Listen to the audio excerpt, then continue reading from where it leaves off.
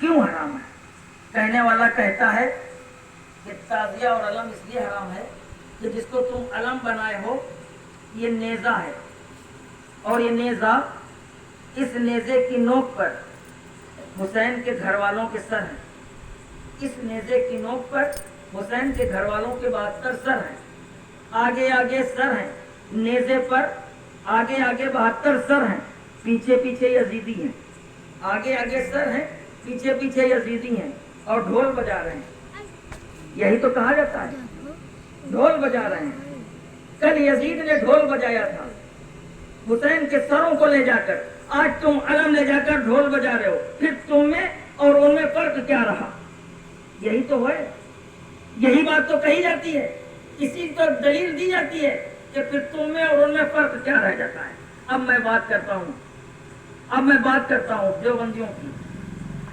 دیوبندی تم سے کہتا ہے کہ تم لوگ قبر پہ جاتے ہو، تم قبر پوجے ہو، تم شرک کرتے ہو، تم قبروں پہ جاتے ہو، شرک کرتے ہو۔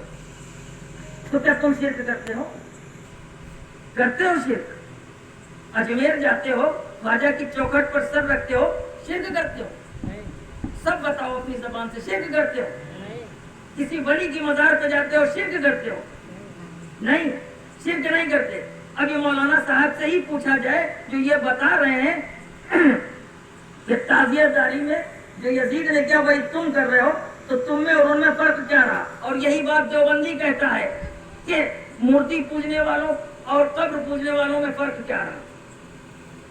مورتی پوجنے والوں میں اور قبر میں چومنے والوں، اس کے آگے جھکنے والوں میں پھر فرق کیا رہا؟ تو یہی مولانا کہتے ہیں کہ یہ ہماری عقیدت ہے، انما الاعمال بالنیات، اعمال کا دار و مدار نیت پر ہے۔ ہم اس مزار کو خدا نہیں مانتے، اللہ کا بندہ مانتے ہیں، اور اس کی صدقے میں اللہ سے اس کی بارگاہ میں دعا کرتے ہیں، اے اللہ کے بندے تو اللہ کے قریب ہے، تو ہماری حاجتوں کو پورا فرما دے، اللہ کی بارگاہ میں ہماری عرضی لگا دے، اللہ کی بارگاہ میں تو دعا کر دے تاکہ میری پریشانیاں دور ہو جائیں، میری مصیبتیں دور ہو جائیں۔ اب کہنے دیا جائے کہ جس طرح سے تمہارا نظریہ وہاں پہ یہ ہے کہ ہمارا عقیدہ یہ نہیں ہے کہ ہم قبر کو پوج رہے ہیں، تو یہاں پر ہمارا عقیدہ یہ نہیں ہے کہ یزید نے ڈھول بجایا تھا، بلکہ ہمارا عقیدہ یہ ہے کہ حسین کل بھی زندہ تھے، آج بھی زندہ ہے، قیامت تک زندہ رہیں گے۔ اور ڈھول کی آواز نہ بجے، ڈھول کی آواز نہ بجے اور تعزیہ نکل جائے تو کسی عورت کو گھر میں پتا چلے گا کہ حسین کا تعزیہ نکلا؟ کسی مرد کو پتا چلے گا کہ حسین کا تعزیہ نکلا؟ نہیں پتا چلے گا۔ تو پتا چلا کہ جو ڈھول بجتا ہے یہ میوزک، سنگیت، ساز اور لذت نفس کے لیے نہیں بجتا، حسین کے اعلان کا ڈھول بجتا ہے، حسین کے تعزیے کا اعلان کے لیے ڈھول بجتا ہے، اور اعلان کے لیے ڈھول بجانا دین کے کام میں جائز۔ یاد ہے آپ کو؟ شاید عمر رسیدہ یہی بیٹھے ہیں اتنے لوگوں میں، ان سے زیادہ عمر کسی کی نہیں نظر آ رہی، یہ عمر میں بیٹھے ہیں۔ میں نے صبح بھی یہ بات کہی تھی، پھر میں یہ بات کہتا ہوں کہ رمضان المبارک کا مہینہ اب سے تقریباً 50 سال پہلے کی بات، تقریباً ٹیکنالوجی کا اتنا وقت نہیں تھا، ترقی نہیں تھی، موبائل نہیں تھے، ٹی وی نہیں تھی، ریڈیو نہیں تھے، کچھ نہیں تھا، الارم نہیں تھے، کچھ نہیں تھا۔ اس وقت کیا تھا؟ اب مائک بھی نہیں تھے، اتنے تھے لیکن ہر گاؤں میں دستیاب نہیں تھے، سب کہیں نہیں تھے۔ اس وقت تم روزہ رکھنے کے لیے کیسے اٹھتے تھے؟ تو تم ہی بتاؤ گے، بڑے بوڑھے بتائیں گے کہ ہمارے دروازے سے کوئی بزرگ ڈھول بجا کر یا پیپا بجا کر یا بالٹی بجا کر یا تھالی بجا کر نکلتا تھا اور کہتا تھا کہ اٹھو اٹھو روزدارو، سحری کا وقت ہو گیا ہے، سحری کر لو، روزہ رکھو۔ یہاں پر تھالی بجائی جا رہی ہے، ڈھول بجایا جا رہا ہے، پیپا بجایا جا رہا ہے، کیوں؟ خوشی ہے، کسی کی لذت قلب کے لیے بجایا جا رہا ہے، اپنی خواہشات کے لیے بجایا جا رہا ہے؟ نہیں، اے دینی مسلمانوں، تمہیں اس لیے یہ بجا کر اٹھایا جا رہا ہے تاکہ تم اللہ کے فرض کو ترک نہ کرو اور روزہ رکھو۔ اسی لیے حسین کی بارگاہ میں حسین کی یاد دلانے کے لیے ڈھول اور تاشے اس لیے بج رہے ہیں کہ آؤ، تمہارے کانوں میں جو آواز جا رہی ہے ڈھول کی، یہ اس بات کا ثبوت دے رہی ہے کہ تعزیہ اٹھنے والا ہے، زیارت کر لو آ کر۔ مقصد کیا ہے؟ صرف اور صرف اعلان. ڈھول کا مقصد صرف اور صرف اعلان. کوئی مجھے لا کر بتا دے کہ فلمی دنیا کے گانوں پر، فلمی دنیا کے کسی گانے کا کوئی میوزک لے کر محرم میں ڈھول بجتا ہو؟ ایک الگ انداز ہوتا ہے ڈھول بجانے کا، ڈھم ڈھم ڈھم ڈھم.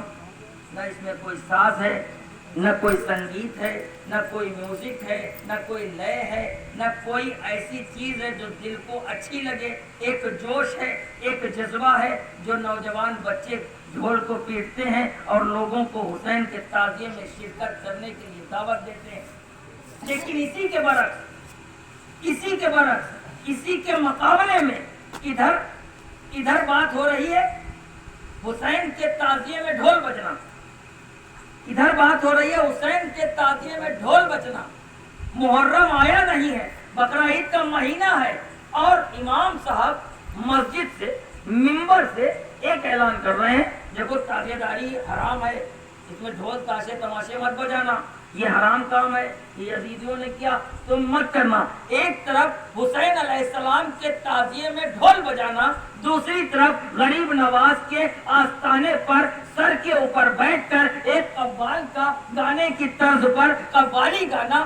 اللہ کے مقرب بندے کے سرہانے، ساز بھی ہے، سنگیت بھی ہے، میوزک بھی ہے، سب کچھ ہے، وہاں ڈھول جائز ہو رہا ہے اور یہاں ڈھول ناجائز ہو رہا ہے. حسین کا تعزیہ حرام ہو رہا ہے، رسول کا گنبد خضرا جائز ہو رہا ہے. ارے کہاں ہو مسلمانوں؟ کیوں نہیں عقلوں پر زور دیتے کہ جب حرام تعزیہ ہے جو حسین علیہ السلام کے روضے کا نقشہ ہے، اگر تعزیہ حسین کے روضے کا نقشہ حرام ہے تو گنبد خضرا کا نقشہ بھی حرام ہونا چاہیے. کیوں؟ اس لیے کہ اسے ہندوستان میں، ہلور میں، حیدر گڑھ میں مدینے سے فرشتے گنبد خضرا نہیں لائے ہیں کہ آؤ جلوس میں شرکت کرو. سمجھ میں آ رہی میری بات؟ یہ جو یہاں پر گنبد خضرا بنتا ہے وہ پنی سے بنتا ہے، کھباچوں سے بنتا ہے، لکڑی سے بنتا ہے، اسی سے تو بنتا ہے. اور پک اپ پہ لگاتے ہیں، ٹھیلوں پہ لگاتے ہیں، پک اپ پہ لگاتے ہیں، ٹھیلوں پہ لگاتے ہیں اور سب کہیں گشت کراتے ہیں. ہری پٹیاں ماتھوں پر ہوتی ہیں، ہرے رومال گلوں میں پڑے ہوتے ہیں، نالین مبارک کوئی اپنے سینے پہ لگاتا ہے، کوئی اپنی ٹوپی پہ لگاتا ہے، کوئی اپنے امامے پہ لگاتا ہے اور لبیک یا رسول اللہ کے نعرے لگاتے ہیں. تو یہاں پر سنیت سمجھ میں آ رہی ہے، یہاں پر سنیت سمجھ میں آ رہی ہے کہ ہم اہل سنت والجماعت ہیں.